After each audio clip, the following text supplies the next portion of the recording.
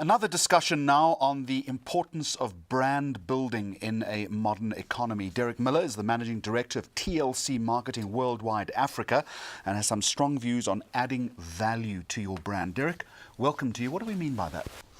Well, in the traditional sort of FMCG world, they're leading very much around discounting, especially the retailers.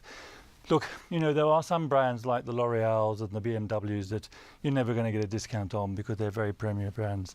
But the run-of-the-mill brands, especially now that the retailers are becoming very, very strong, they shift a hell of a lot of product for the brands. So they start to dictate on the price. And their main goal is to you have the lowest basket spend if you come to us. They don't actually have any loyalty to the brands. So therefore they force in the brands to discount 2 for 1 or 3 for 2. And what damage then does that do to a brand? Well, I think it damages the brand because we often get told by a lot of the brands that, you know, they are quite price sensitive, but they want to be seen as a brand that has value, but not a cheap brand. So for them, they're trying to hold their prices as anyone would do. Look, in some instances, when you're launching a new product, you're going to take in a loss leader. Ariel was a good example of that last year when they came in with the soap powder market. That sort of 2 kg soap powder brand was about 60 rand. They sold it at 30. So there is a place for discounting. But that's not a sustainable strategy, though. Absolutely not. It's a loss leader, and maybe when the brand has a product that they want to shift because they're bringing out a new range, then there's a reason that they can discount, and I think that's valid. But I think apart from that, they should be looking at adding value. So how then do you develop a good strategy around adding value? Well, a brand, when it comes with us, a brand, we like to offer a value add and sense of a reward. So we're quite a unique marketing agency. We're not a traditional marketing agency.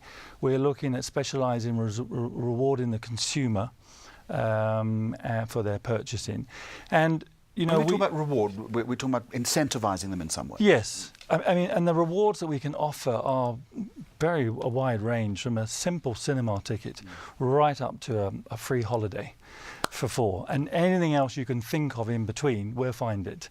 Whether it's a dancing lesson, a kiddie sports lesson, you know, you name it, we'll find it. And Derek Miller, it would be your contention then that incentivization or that reward helps build loyalty towards the brand? Yes. Look, you know, if someone's going to do a discount and maybe they do a 2 for 1 offer, the consumer's going to save maybe 20 rand, 30 rand, depending on what the product is. Where we could give a reward to a consumer which maybe is worth 200-300 rand. Now, for me, it does 2 things. Firstly, it adds the value that they're getting a very high perceived reward, and the consumer, when they're being rewarded, unlike a Groupon, which is a discount, they have a better feeling. Well, of course, to the I brand. mean, it's a tickling your tummy strategy, isn't it? You make consumers feel good about themselves, but the challenge is to find the right reward for the right product. And that's very, very important. How do you do that? Well, we will take a brief from a client, and depending on what the brand is, depending on what their target audience is, and then we would very much have to associate what we think is a right reward for that product.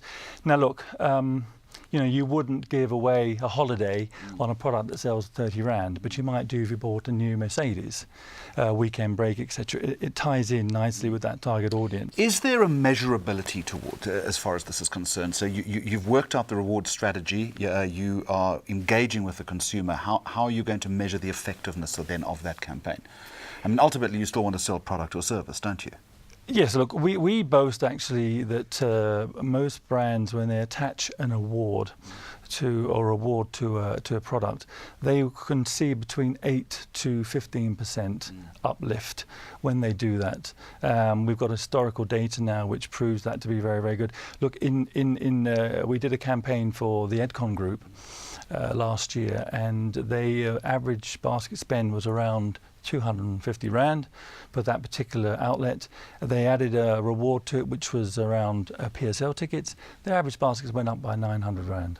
It's all about the perception, isn't it? Exactly. Just a final question to you, is there a timeline on something like this? I presume that you need to run it in short bursts, and you can't over-reward the consumer. Correct. Unless you're going to go in, then you're going into loyalty. So exactly right. It'll be a normal 3 months. We would expect a campaign to run. A short, sharp burst, and then their strategies anyway. It will be they're looking to do 2 or 3, maybe 4 things in 1 year. So we have a place maybe just in a short period of time. Correct. Derek Miller from TLC Marketing. Thank you. Okay. Thank you.